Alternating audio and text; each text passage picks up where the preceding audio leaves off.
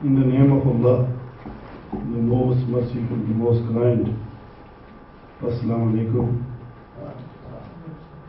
Originally, when we decided instead of the war to hold this meeting on Kashmir and Palestine, we agreed to invite a speaker from London, from occupied Kashmir, Nazir Qureshi Sahab, to come and speak. But unfortunately, though originally agreed to come and speak, but he has to go away to some other countries in an emergency, and he's not here, so you have to put up with me. Now, some of you sitting in the audience maybe know more than me, so there's nothing new that I'm going to tell you that you will learn. Now, Kashmir, we could go a bit back into history. But before I go back into history and reflect, how this issue has come in existence, just want to first Stop the War of Birmingham to raise this issue of Kashmir, because I think Kashmir is an important issue, because there is a potential of war if this issue is not resolved and people of Kashmir carry on suffering. And that's why I think it's important for us to have understanding. Now, I remember in 1987, I was living in Spark Hill, and my member of parliament used to be Roy Hatsley, and he was also deputy leader of Labour Party then. And there was a delegation of us Kashmiris went to him and said that, look, there's a lot of suffering for people of Kashmir, and you as being our MP, a prominent person, couldn't you raise this issue in Parliament and say that, Kashmiris are suffering? He said, look, what has Kashmir got to do with me? Kashmir is 5,000 miles away. I am more concerned about Northern Ireland, because you remember there was a conflict in Ireland. So he said, I'm more concerned about this than, worry about Kashmir, which is miles and miles away. So that was the attitude of, one of our MP, and you can imagine, ordinary people don't want to know about Kashmir. But if you go back into history, and like Naeem said that, Palestine and Kashmir has a connection with the British colonial past, then just let me tell you something. That when British went to India, very cleverly they saw in India a division between Muslims, Hindus, Sikhs, nationality division, another division, and they used that very cleverly. And slowly they took over and become the rulers. And they were only in minorities. So you just imagine, a few thousand British went from 5,000 miles from here. How did they become rulers of India? Such a huge country. And then you can see that it's very cleverly done. You divide people, give some people power, and through them you rule. And that is, colonial way of ruling, controlling the population. What happened to Kashmir? Kashmir has its own independent history. I'm not going to go into it, there's a 5,000 of history, Buddhist history, Hindu history, Muslim history. I'm not going to go into that. But just I'm going to reflect on what happened when the British took over Kashmir. You see, the British had a war with Sikhs. The Sikhs were ruler of Punjab, and the Sikhs were also controlling Kashmir. When this battle took place, and the Muslims and the Hindus helped the British, because they wanted to defeat Sikhs, because Sikhs, they were a bit cruel to some of the people. So a war happened, and the Sikh lost the battle. So the British general demanded compensation. He said, look, you lost the war, you give us money, because, we have to hire this tribe, that tribe, we're going to give this money to this, money to this. And the Sikhs said, look, in treasury we don't have no money. There's no money left. So how can we give you money? They said, look, all we can do is give you Kashmir. So in 1846, the Sikhs given Kashmir to the British, and the British in turn didn't have manpower to control Kashmir. So one of the tribe which was from Jammu, Hindus, who were helping to defeat the Sikh, the British, they sold this Kashmir, we call 75,000 Nanak Shai. Nanak Shai was a Sikh money. They sold 84,000 square miles of land, its people, its everything to this Dogra. Then they become the rulers of Kashmir. Though they were in minority, 85% population of Kashmir was Muslim, then you have 10% Hindus, and then you have some other minorities, but they become the rulers. And they were like, classic example, like they were prince. I remember my grandfather telling me that what used to happen, we were farmers. And he said, we used to cultivate land for 6 months, grow some food, and suddenly Maharaja's army used to come and take all the fruit away. And we had nothing. And this is what used to happen, they were absolute rulers, and if you speak against them, even some people were skinned alive. No reason this cruelty carried on for 100 years, because the British Raj was supporting them. They had a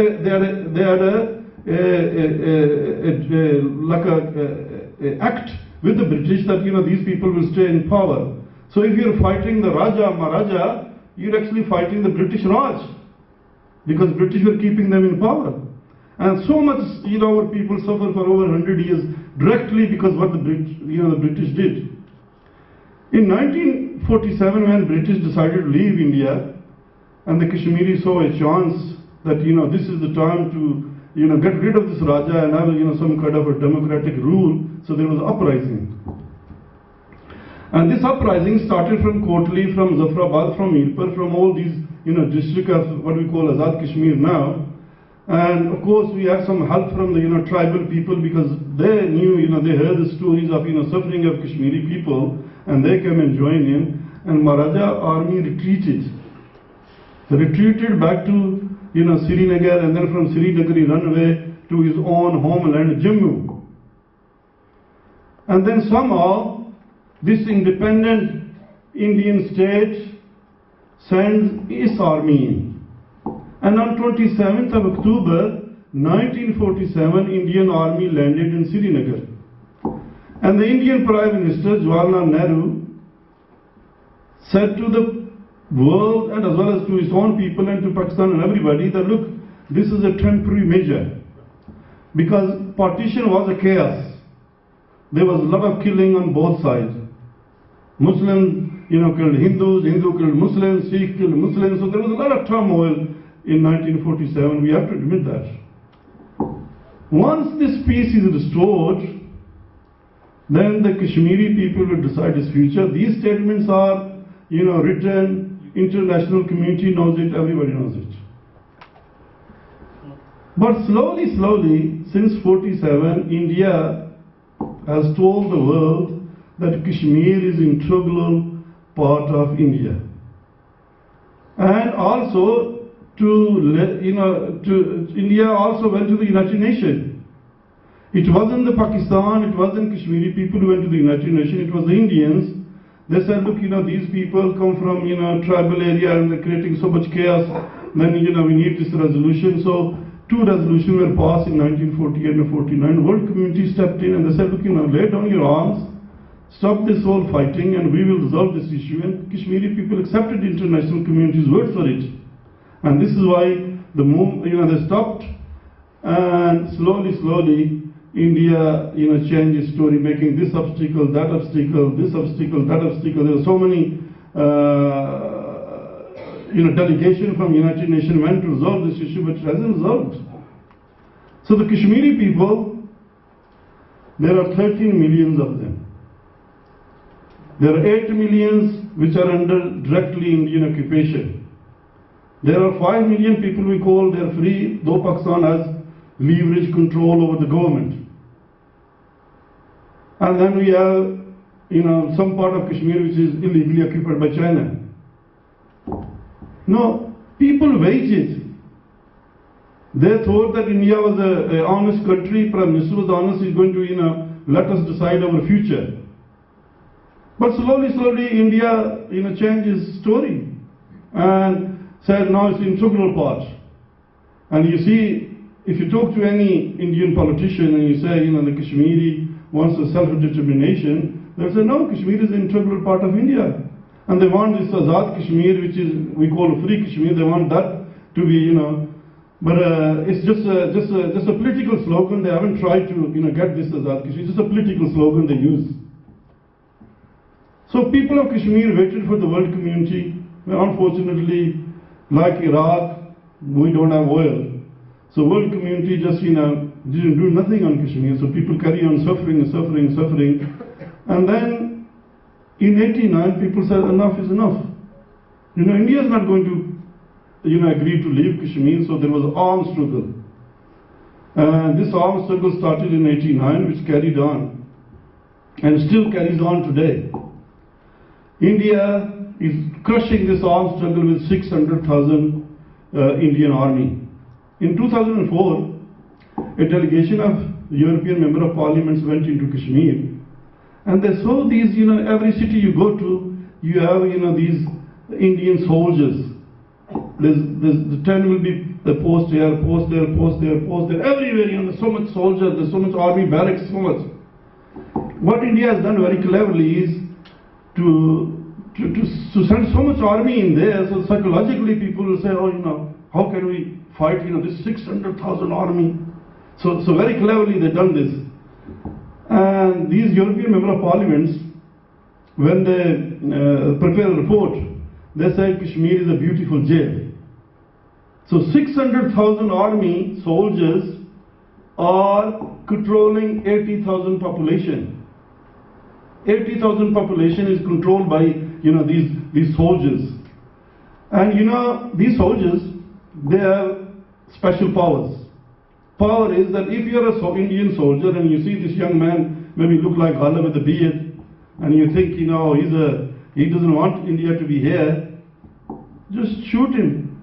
And then say, this was a terrorist, came from Pakistan. Across the border, he came here, he's a Muslim fundamentalist, he's a terrorist, and kill him. And of course you can't make any inquiries because the army is immune from prosecution. Similarly, other intelligence agencies are also immune from prosecution. Then we have another law, Public Safety Act. This is supposed to be telling the world community that this is for security. But really, it's not for security, it's for people who are active. You can, by this act, someone, like Aji Saab can be picked up under this Public Safety Act, put in jail for 2 years. There's no charges against him. They can't, and if family goes to the court after 2 years, and the judge says, look, there's no evidence against this man, he hasn't done anything wrong. Why have you arrested him, release him, and they re-arrest him again? So similarly like that, people are under house arrest, people are in jail, thousands and thousands of people. Unfortunately, this Kashmir is sealed off. So if, I want to go to Kashmir or somebody else wants to go to Kashmir, India will say very cleverly, it's not safe to go there. And that way, this whole jail is hidden from the world's eyes. And that is done very cleverly. But what the shocking thing is of this behavior of, the successive British government. Now, you remember we have an MP called Roger Garzik. He's still there. He became MP for Smallheath in 1992. And if then Conservative were in power. He used to come over Kashmiri meeting and say, look, my friends, you got to elect a Labour government. Because Conservatives are going to do nothing on Kashmir. You elect a Labour government, then you might have some success. Of course, we did have a Labour government for 13 years.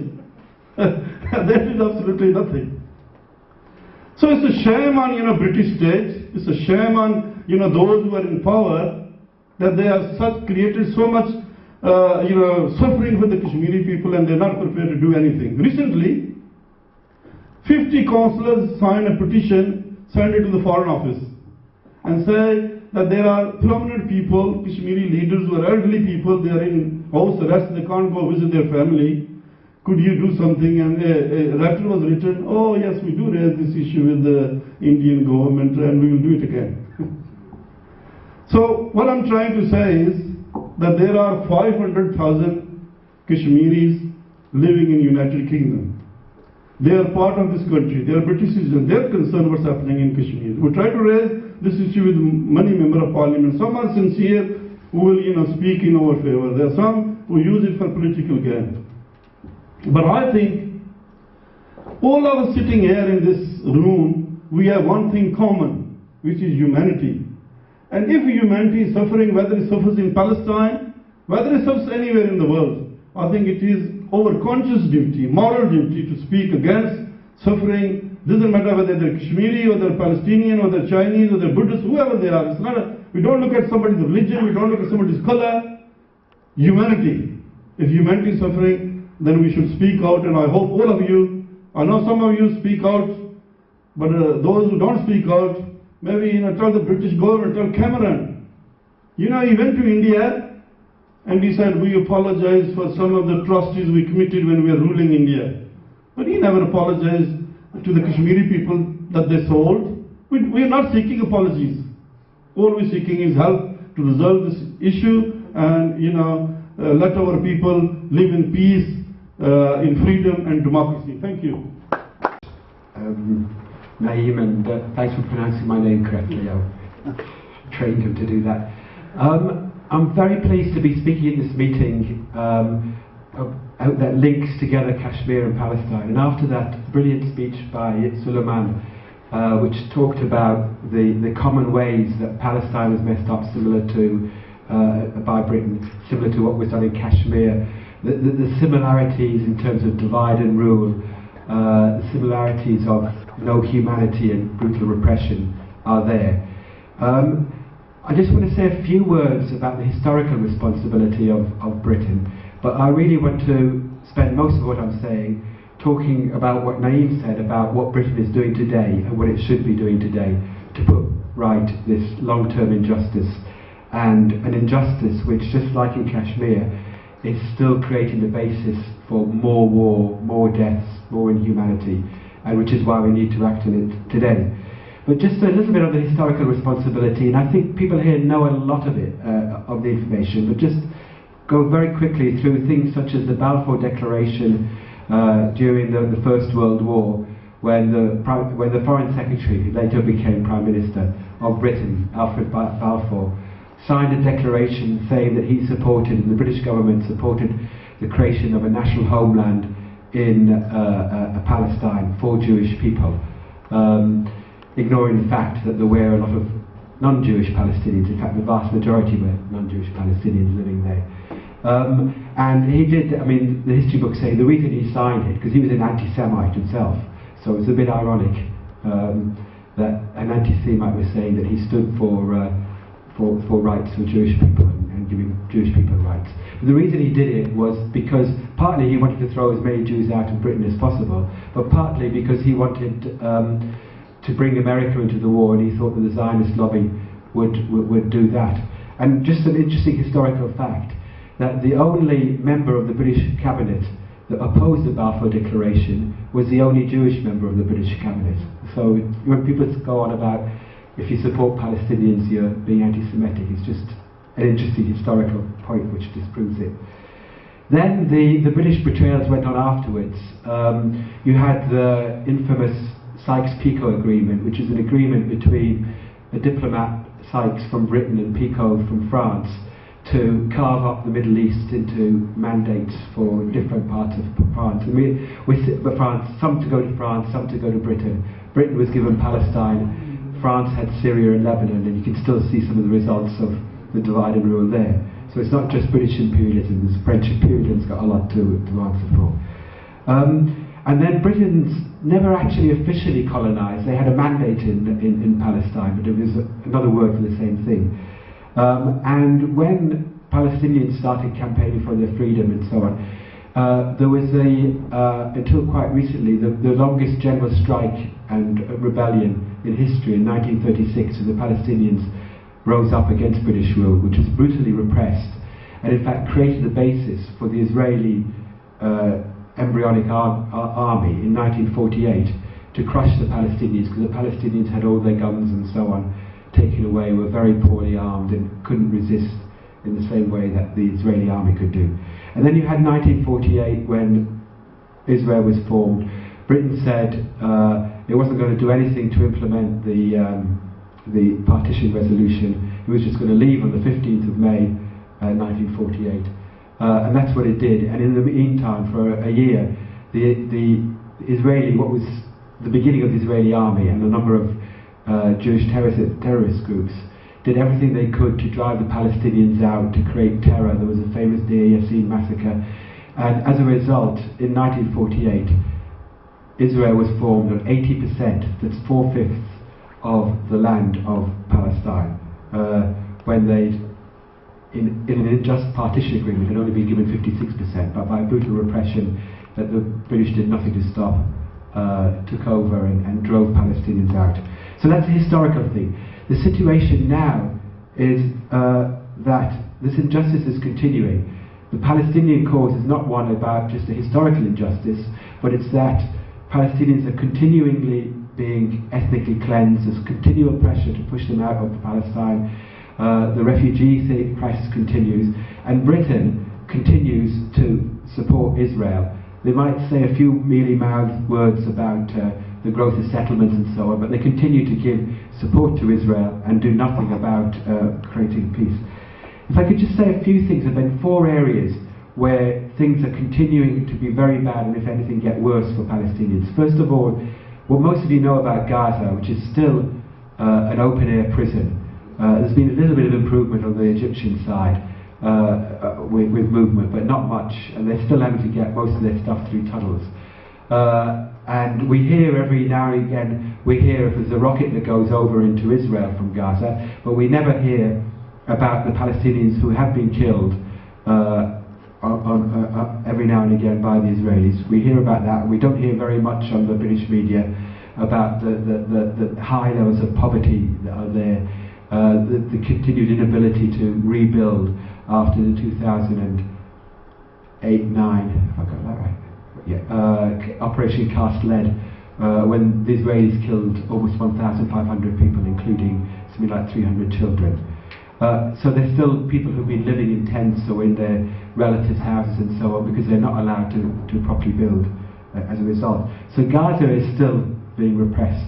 They have, every now and again, something happens like a Gazan Palestinian from Gaza wins a Arab-wide singing contest, which builds up pride, but the life is actually miserable despite that. In the West Bank, although people keep trying to say that there's been economic growth there and so on, you still have the daily humiliations with the roadblocks and the checks that carry on. And you've also got, in a number of areas, you have Palestinians being forced out of their homes, demolitions of their homes. In fact, since the new Israeli government came in, which we were told by the British and Western media might bring hopes for peace, but those of us who knew what those parties who'd been elected were, knew that wasn't going to be the case.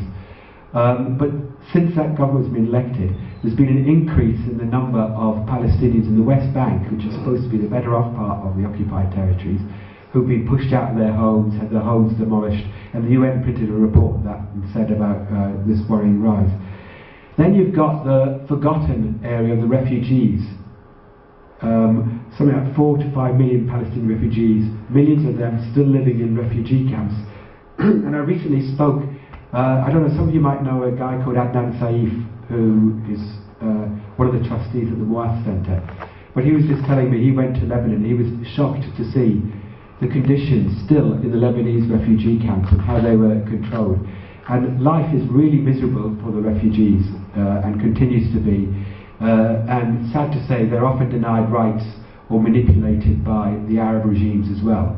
And so, for instance, in Lebanon, Palestinian refugees don't have the same rights to work that a Lebanese citizen has. That's not to take the blame off Israel for denying their right to return to the land of their fathers and grandfathers and mothers and fathers. So that's a huge problem that continues. But also there's a situation inside the 1948 borders of Israel, the 80% that they took by force in 1948. Palestinians there are still treated as second-class citizens. There have been a number of laws passed which are explicitly racist. So for instance, if you're Jewish, and you go there to Israel, you automatically have a right to settle there, to move in. If you're a Palestinian living there, but marry someone, whether you're a woman or a man, and you marry somebody from outside of Israel, they have no right to come into Palestine, and that's actually enshrined in law. They cannot bring their spouses in to the country. That's just one example. There's been things where it's been made illegal to argue for boycott and disinvestment, which I'll come on to in a minute.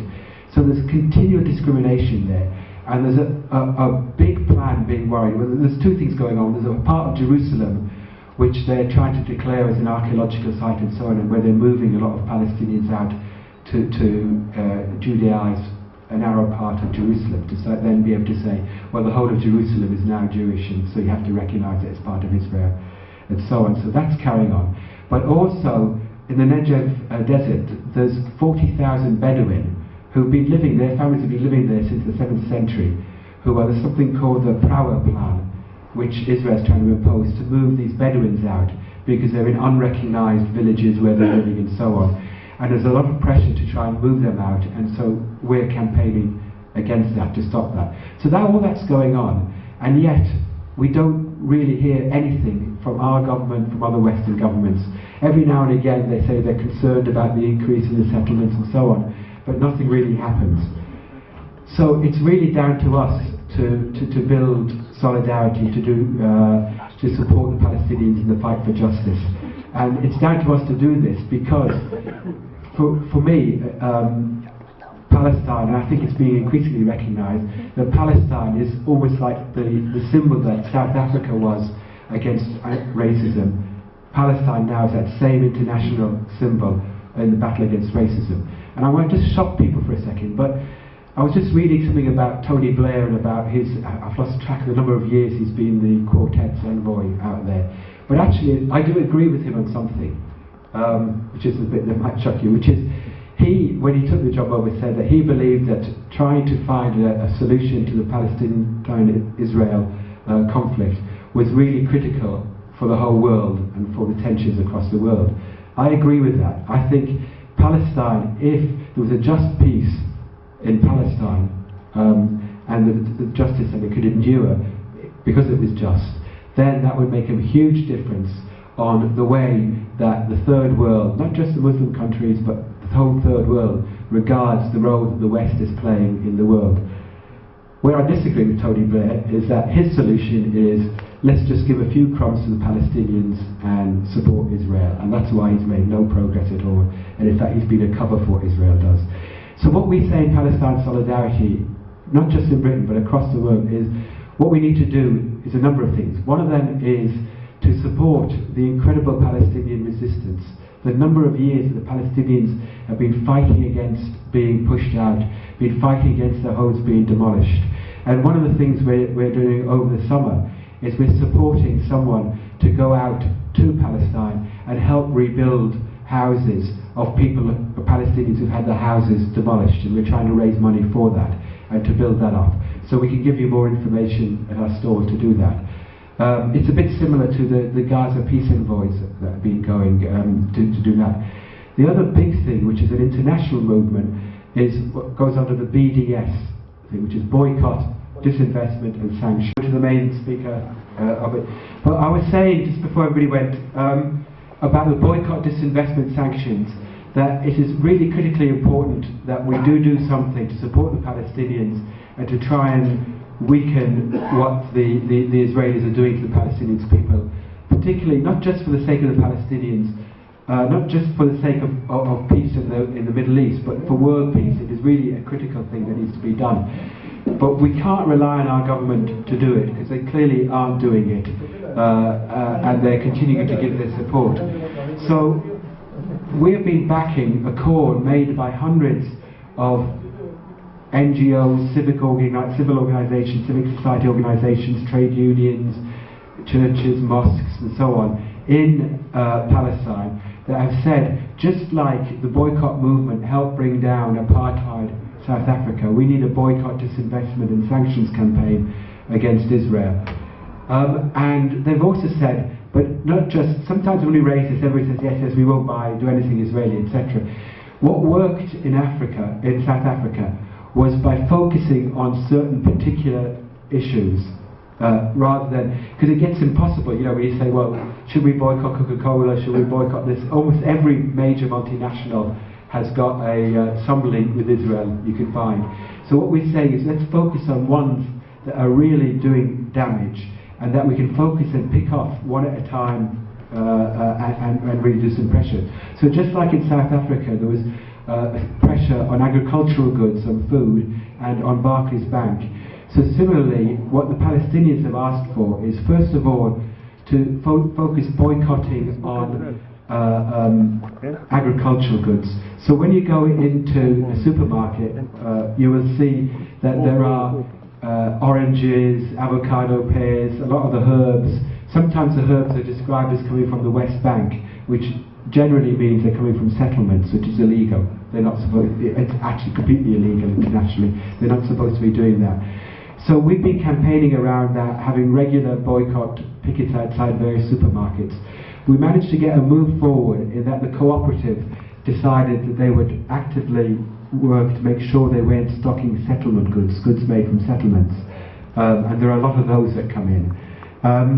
But we're now putting pressure on a number, and there's a national movement started to try and put that same pressure on Sainsbury that was put on the co-op.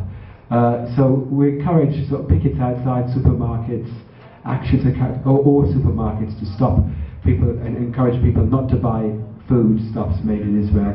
But we're particularly focusing on Sainsbury. And the first Saturday of every month, we're holding a leafleting and picking outside the Sainsbury in the centre of town. That's the one that's in the passageway there. So any support in that would be great. It's 2:30, is it? We do that? 2 o'clock, yeah. 2 o'clock. 2 o'clock. So please join us and get on our email and address list so that you can be informed about that. The other one is we've been focusing on a cultural, scientific and academic boycott. So when we had an Israeli dance troupe, we organised a big thing out there to say, look, don't be fooled by this supposed cultural, intellectual front that Israel's putting forward. Don't be fooled by that. They're actually trying to say that Israel's a civilized country and cover up what it's doing to Palestinians. And that is very effective, and you only have to look at the reaction of the Israelis and the pro-Israeli people. There was a Stephen Hawking thing just recently when he decided to support the boycott and not go to a conference in Israel which was there to praise up Peres. It wasn't anything to do academically, actually. He decided not to go. And what was incredible was people who claimed to be open-minded, liberal-minded, but support Israel, the sort of things they said. I mean, I started shouting at the television when Maureen Lipman was on, who puts herself forward. She's an actress, Jewish, who puts her forward as being very liberal, open, you know, supports, is anti-racist, etc. And the things that she was saying about Stephen Hawking, the things like, he only did this because he was pressurised by some Palestinian friends, and doesn't he realise that he can only speak because of an Israeli part that's put in the box that helps him speak. Now, can you imagine anybody else saying something about that, about one of the greatest scientists in the world? He can't make up his own decision. There's just a few Palestinians who forced him. You know, imagine saying about another disabled person, you should be grateful to these scientists who don't, you know, complete patronising, anti-disabled thing. But she gets away with it because she is pro-Israeli. And we're so going to push that sort of the cultural academic boycott and expose what these people who claim to be liberal are, but when they support Israel, they support brutal repression. And doing this is, if I can just tell another story about, doing this is very important for giving moral support and encouragement to the Palestinians in their resistance. When a few years back, the University and College Union just passed a motion saying we must discuss boycotting Israel. They didn't say we're going to do it, but we must discuss it. My sister happened to be visiting relatives of mine in Palestine at the time, and the excitement, and she worked in a college, so she was a college lecturer, so the excitement that they all had, they were saying to her, this is really great, you know, you're going to boycott. And she had to say to them, hang on, we haven't got there yet. But it was just that what came over to me was how important it is getting that message out, that people here are supporting the Palestinians' struggle for self-determination and for justice. If I could just focus on, one of the ones we're focusing on is G4S, who, besides running prisons here, they actually staff checkpoints on the West Bank. And I understand that they've also helped transport prisoners, political prisoners who are Palestinian, including children, is what I've heard. So G4S is one of the other ones we're targeting. Just two more, if I could raise. One is a very big one for Birmingham, which is Veolia. Now, Veolia, if you look at, if you see the rubbish tip people and so on, they're the people who come and take your rubbish from your house every week. They are basically the privatised rubbish collection and waste collection in Birmingham.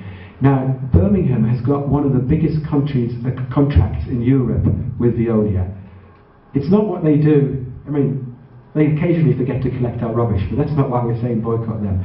Veolia is a big French multinational, and it is working in contracts to build transport links to the settlements in Palestine, in the West Bank.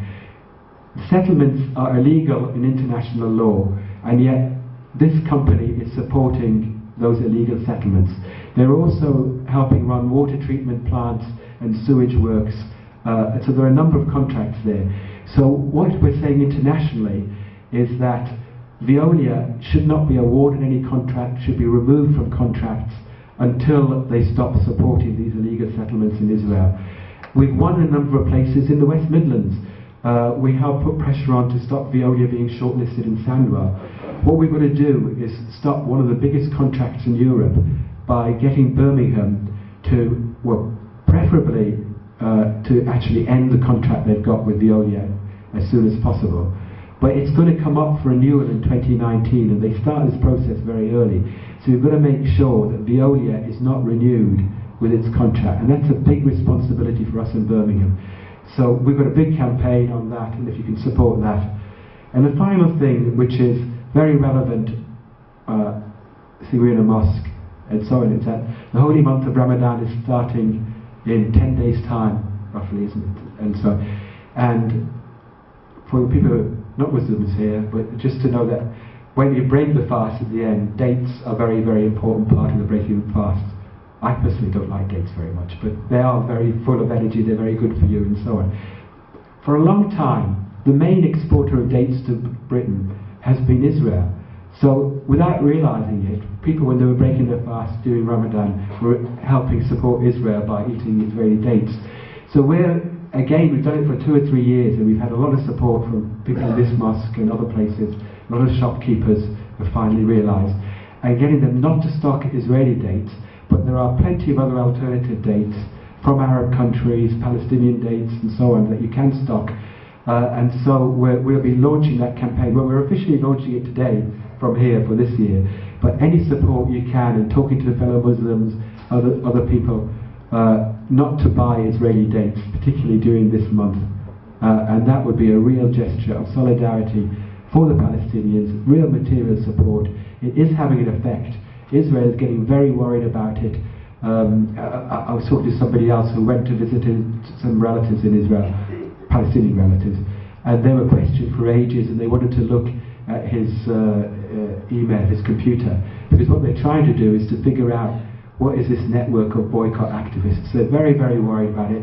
That's why they get very worked up with people like Maureen Lipman on television, people accusing us of being anti-Semitic. They never, when we called for a boycott in South Africa, they didn't say we were anti-white. I mean, it's just a ridiculous argument. Please support that. Don't have dates at Ramadan, and you're making a real step towards trying to get justice for the Palestinians, but also for trying to get a more peaceful world. Thank you very much for listening for so long. What's the name of the major company, Israeli company, for dates? Haji Clay was one of them. Sorry? Haji Clay was one of them, and Methadrin is That's the one, yeah. But we can pass you the name. I think at the back of the meeting there's a desk, and on there's a leaflet which actually lists all the dates that you should not be buying. But I think Israeli dates come under different, I think the Jordan Valley dates, they are Israeli dates, they are not Jordanian dates. So I think there are things like that you need to look at. Yeah, settlement dates. Also, some of the Israeli exporters of vegetable and products have actually gone bust because of our campaign. So I think it's quite imperative that we continue that. I think, well, thanks very much, Chris for your contribution. I think we need to do more of these meetings, and to be able to do that, we need funds. So I'm going to ask Stuart to go with the bucket, and I hope you will give generously towards Stop the War Fund. This meeting alone has cost us quite a bit of money in terms of producing publicity, in terms of getting speakers here and everything else. So I hope you will give it generously. While Stuart is collecting the money, I'm going to make a couple of announcements. Jen Murdle, who's going to be our final speaker, he's written a book called Red Star Over India, and that book's available at the back, and it's for £5, and it has got quite a lot of information on what is actually happening in India, which could be pertinent to what is happening in Kashmir as well, because it talks about civil liberties and human rights issues in various parts of India. I think the first time I actually heard Jen Murdle speak, he was speaking with Arundhati Roy, and she is an Indian author who is actually a Booker Prize winner, and she is very popular both in India and internationally.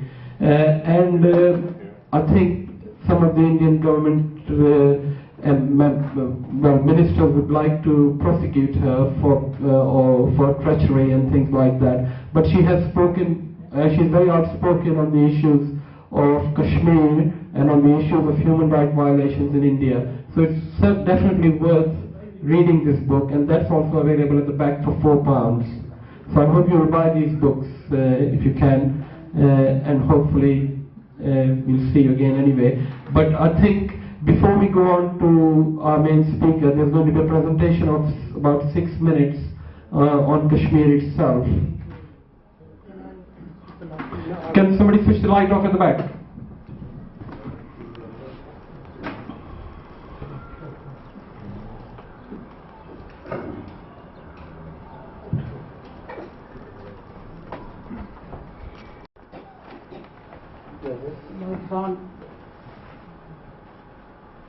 Lights.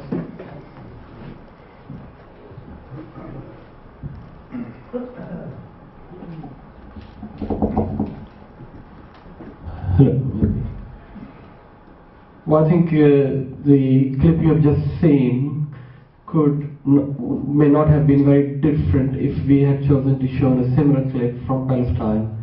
I think the oppression and would be very similar. The police, the army, and everything else would be very similar as well. Before I call our main speaker, a couple of appeals I need to make.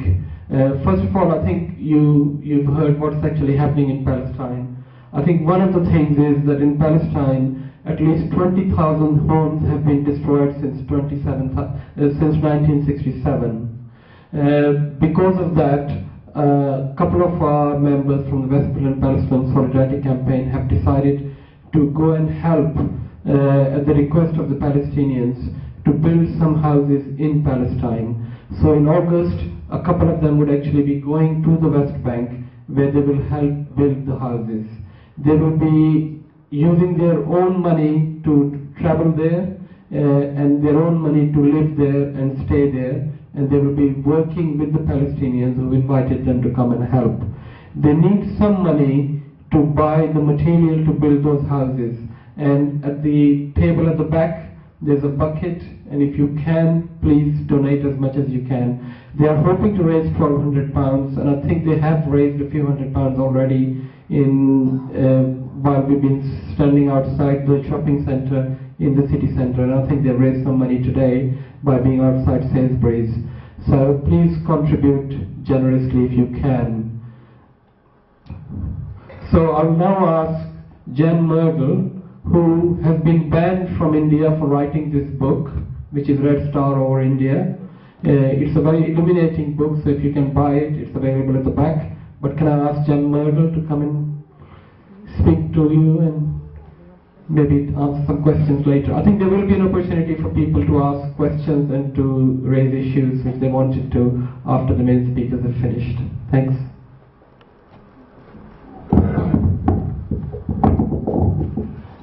Yes, I'm very proud and very glad to be here. And the main question uniting us all is, of course, that Palestine and Kashmir have the right of national independence and national liberty. That's a primary thing. And they are both under foreign military occupation, and of course we want to express our solidarity with the struggle.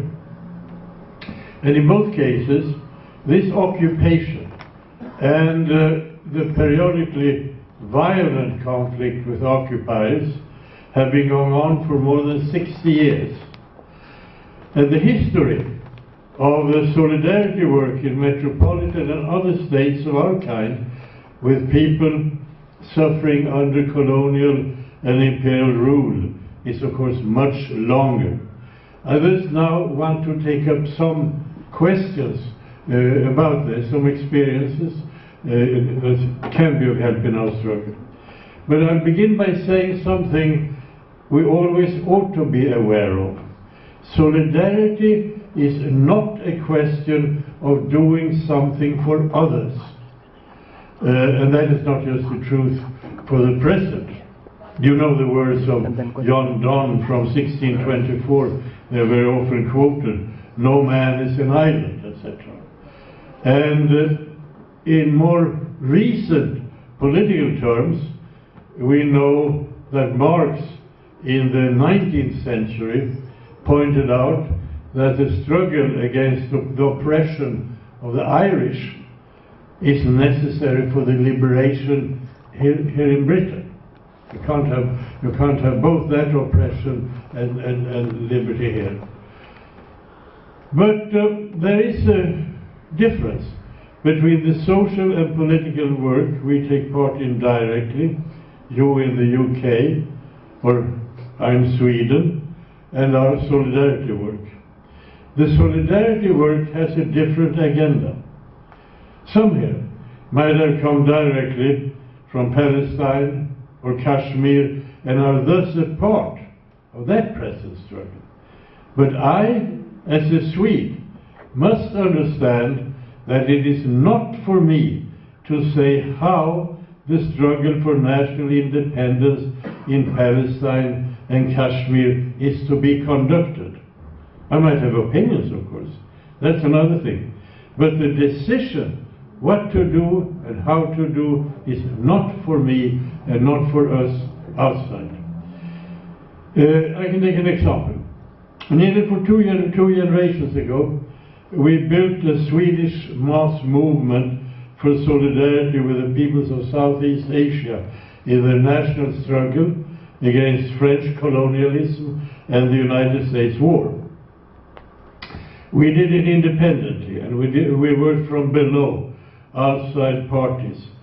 And we expressed our principle of solidarity to the representatives from Southeast Asia as, quote, solidarity on your terms, unquote.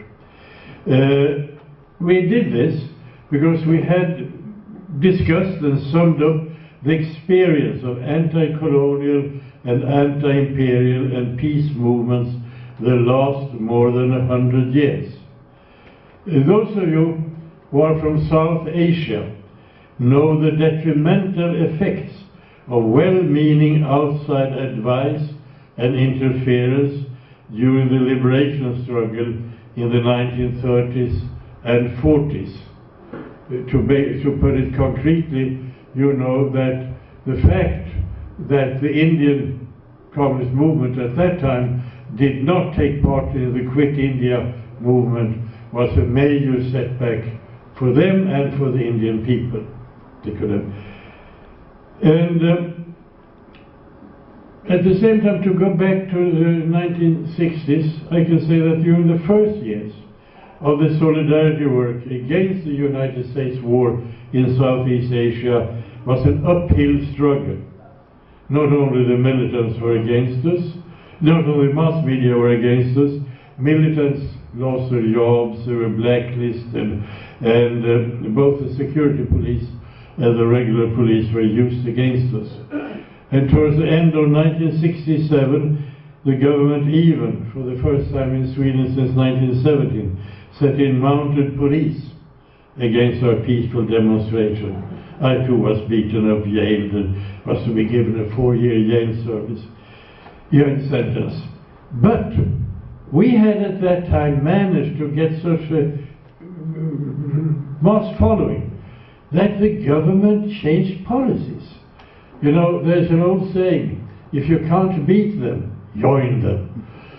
So in the next demonstration, Olof Palme, then Minister for Education, later on Prime Minister, he led the demonstration in front of all of us.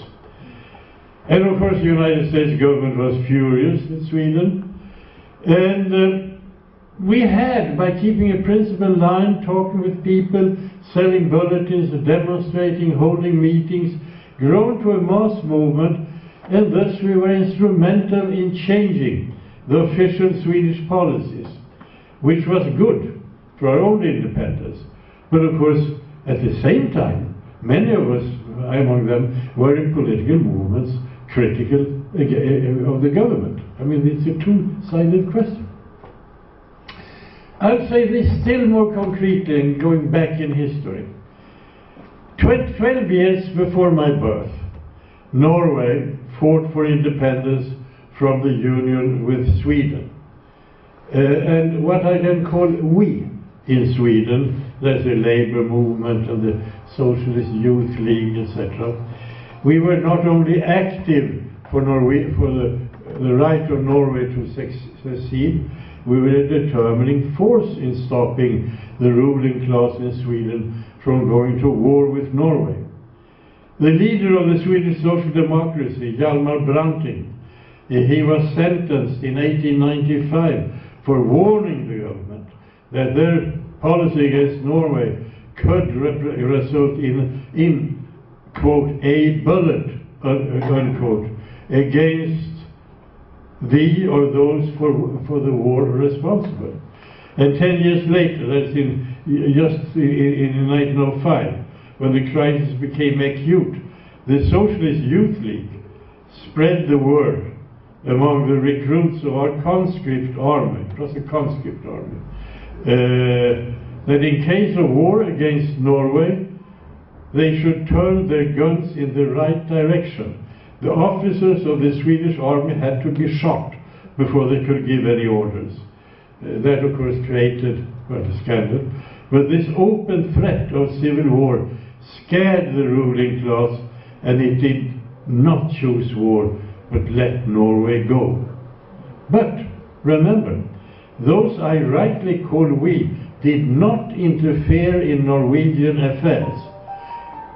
They surely were not in favor of the Norwegians opting for monarchy, for instance. They were socialists. But that was a decision only for the Norwegians. As you all know, or should be aware of, the freedom of the media in countries of our type will be restricted when the dominant forces deem it in their interest. The gatekeepers of the official media earn their pay by keeping the public misinformed. But still it is normally in our countries not in the strict sense illegal to spread information that is being kept out of the media. Thus, the solidarity work to a large extent becomes one of supplying basic information. I don't think, for instance, that ordinary people in this country, the UK, have a clear understanding even of the great crime in Palestine 65 years ago, Al-Nakba. Then 750,000 Palestinians were driven from their land upon which the state of Israel then was erected, and the evicted Palestinians forcibly, at gunpoint, were forbidden ever to return. They still are.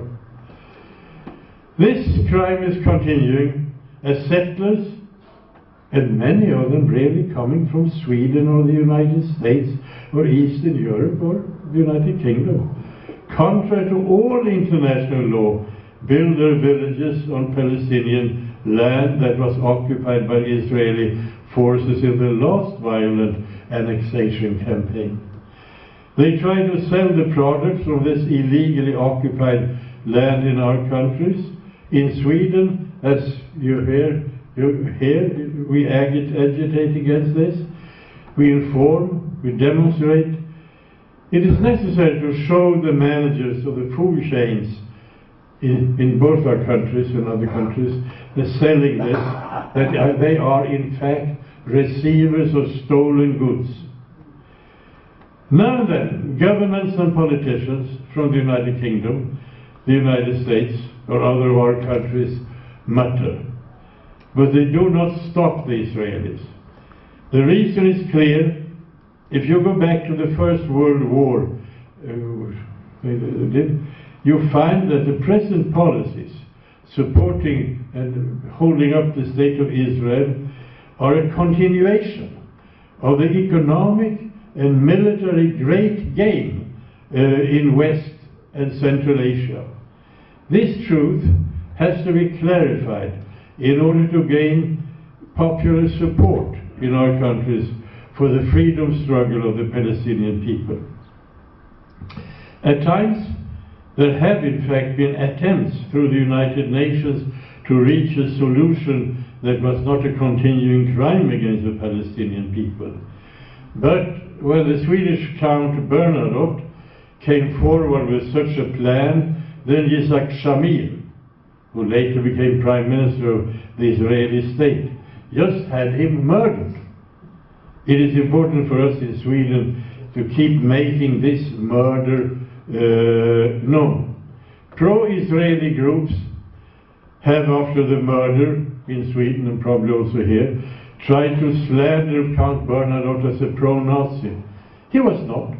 He was a normal member of the royal family, not revolutionary at all, but as head of the Swedish Red Cross, he managed at the end of the war to get Himmler to say that he would let at least the Scandinavian prisoners out of the German concentration camps. And by utilizing this, he saved some 15,000 prisoners from different countries. He was murdered 17th of September 1948 as he was putting forward a solution that went against the plans of the extreme Zionists. And in the United States, here in Sweden, the forces have tried to keep this murder silent, even though it was a murder of one of their own aristocratic ruling class. The murder was swept under the carpet. As far as the governments of what is called the West, there will be no reaction against the continuous crimes of the Israeli state against the Palestinian people, if we are not able to organize and put such an internal pressure on them that they have to act, that is. Here we must be able to see clearly with whom we can cooperate in this work. Let me take an example. In the 1950s, during the beginning of the War for National Liberation in Algeria, I lived in Paris. Who supported the Algerian war and the struggle? Not the big and then still officially revolutionary labor movement and their notables. It was small, ultra-left groups as the FSCL, Fédération Communiste Libertaire, and the PCI, Parti Communiste Internationaliste, and François Mauriac, a Catholic writer, member of the French Academy who had just received the Nobel Prize, and then different writers and intellectuals generally, if you heard about it. There are reasons for this, and I can discuss them another time, but the pattern is the same today in the very broad solidarity movement with Palestine in Sweden. Several Christian organizations, many of them inside the Swedish church, are from a humanitarian stand very active in support of the Palestinian people and their rights. Yes? Allies in the solidarity work can often be found in unexpected places. Or, as Fidel Castro said when I was in Cuba 1967 making a film, quote, "A Catholic priest taking a stand for the rights of the poor and oppressed is a friend of the people, whereas an officially communist party that stands aside is not." It is also necessary to be very careful, as I said of Palme, of the contradictions inside the ruling circles. That the Swedish government of that time early on took contact with the Algerian liberation movement, and then also as one of the first states established diplomatic relations with independent Algeria was of course important. They say you have to keep all these different layers in mind. It's not simple questions. But if we do, then there might be a reasonable chance of getting this solidarity really important and working. Because I will say one more thing. Sometimes they say that the policy of the United States is determined by the different Jewish groups and the Jewish electors. Well, that is that is a mistake. The tail does not wag the dog. You can also say that some of the more fundamentalist Christian movements are probably stronger. But remember that they can always switch. We remember the United States helped creating the Al-Qaeda. They are then waged in a war against terror, against Al-Qaeda, they say. And at the same time, they just in Syria are supporting Al-Qaeda. You know, imperialist policies is never simple. I mean, you who are living here in England know this very well from British policies. They're always double-handed. And this we also have to take into account. But the solidarity work is very, very necessary. It is also a very long time work. I spoke about examples now going back 100 years, more than 100 years. Yes, and it still keeps on. Thank you.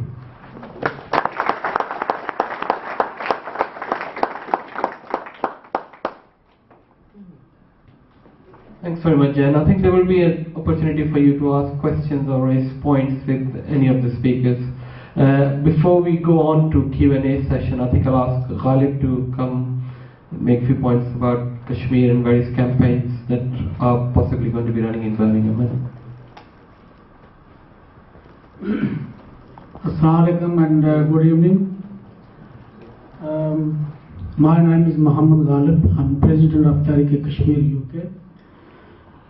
And we have fully supported this meeting, which is organized by the Stop the War Coalition.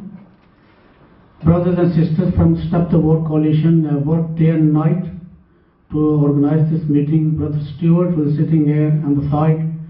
I've seen him working day and night to organize this meeting.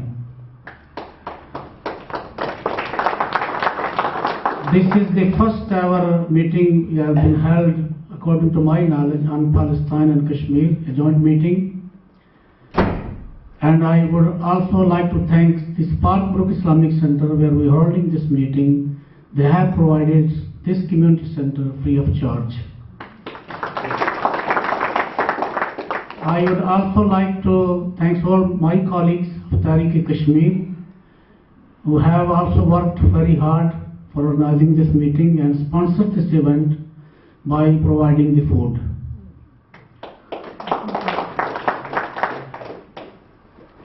Couple of last things that we have launched. PalestineKashmir UK is a UK-based organization.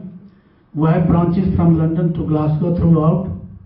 We have launched a campaign in regards to the convoy from Bradford to Srinagar. Most of the brothers and sisters announced that the convoy, which is announced by one of Member of Parliament, George Galway, from Bradford to Srinagar, end of September. There is a date of 29th of September, but there may be a date change. We will come back to you if there is a date change. The other campaign we have launched, as you all know, the Makbul Bhatt, who was martyred, was hanged in the Tahar jail in 1984, and recently, few months back, another Kashmiri was hanged in same jail by the India. His name is Afzal Guru, and we have launched a campaign to demand the Indian governments to hand over their remains, both of them remains, to their families and to the Kashmiris. So there are leaflets there. Please take those leaflets to go when you talk to your members of parliament, European members of parliament, or human rights organization, and please try to get this message across that these two people, they were Kashmiri, they were struggling, they were political struggle, and they were hanged by the Indian government without any trial. They have never ever given any chance for a trial, and they were hanged. The last thing that I would like to say before the question and answer, and then there's the food will be served at the back, tables are ready.